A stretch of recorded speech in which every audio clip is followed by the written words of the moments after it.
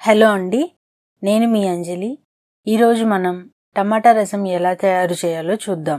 దీనికి కావలసిన పదార్థాలు: బాగా ఎర్రగా పండిన టమోటాలు 1/2 కేజీ, సన్నగా కట్ చేసి పెట్టుకున్న ఒక ఉల్లిపాయ ముక్కలు, సన్నగా కట్ చేసుకున్న 4 పచ్చిమిరపకాయల చీలికలు, కొద్దిగా కొత్తిమీర, కరివేపాకు.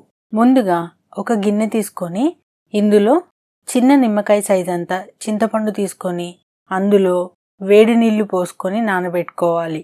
ఇలా వేడి నీళ్లు పోయటం వలన చింతపండు త్వరగా నానుతుంది. టమాటాలను ఇలా సన్నగా కట్ చేసుకొని పక్కన పెట్టుకోండి. ఇప్పుడు ఒక చిన్న రోలులో 5 చిన్నులపాయ రెబ్బలు, 1 టేబుల్ స్పూన్ జీలకర్ర, కొన్ని మిరియాలు వేసుకొని ఇలా దంచుకోవాలి. మిక్సీలో కంటే ఇలా రోటిలో దంచుకుంటే రసంకి టేస్ట్ బాగుంటుంది. ఇలా కచ్చాపచ్చాగా దంచుకోవాలి. ఇప్పుడు ఒక మిక్సీ జార్ తీసుకొని ఇందులో సన్నగా కట్ చేసి పెట్టుకున్న టమోటా ముక్కలు వేసుకొని ఇలా మెత్తగా పేస్ట్లా చేసుకోవాలి. ఇప్పుడు స్టవ్ ఆన్ చేసి ఒక గిన్నె పెట్టుకొని ఇందులో 2 టేబుల్ స్పూన్ ఆయిల్ వేసుకొని కొంచెం హీట్ అయ్యాక 1 టేబుల్ స్పూన్ ఆవాలు, 1/2 టేబుల్ స్పూన్ జీలకర్ర, 1/2 టేబుల్ స్పూన్ పచ్చిశనగపప్పు, 1/2 టీ స్పూన్ మినపప్పు, 2 చిన్నులపాయ రెబ్బలు, అలానే 2 ఎండుమిరపకాయ ముక్కలు వేసుకొని ఇలా కలుపుకుంటూ వేయించుకోవాలి. ఇవి ఇలా చిటపటలాడుతున్నప్పుడు ఇందులో కట్ చేసి పెట్టుకున్న పచ్చిమిర్చి వేసుకొని కలుపుకోవాలి.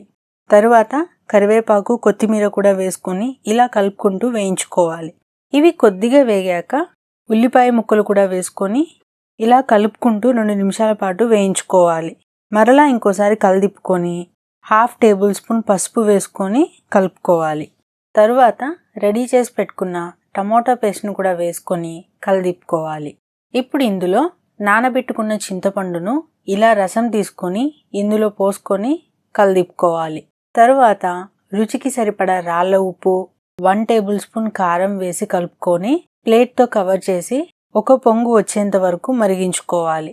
ఇలా రసం మరుగుతున్నప్పుడు ఇందులోకి ముందుగా దంచి పెట్టుకున్న చిన్నులపాయి, మిరియాలు, జీలకర్ర మిశ్రమాన్ని వేసుకొని ఇలా కలదిప్పుకుంటూ ఉండాలి. ఇవి ఇలా మరుగుతున్నప్పుడు వేసుకుంటే రుచి చాలా బాగుంటుంది. ఇంకో 5 నిమిషాలు ప్లేట్తో కవర్ చేసుకొని మరిగించుకుంటే సరిపోతుందండి.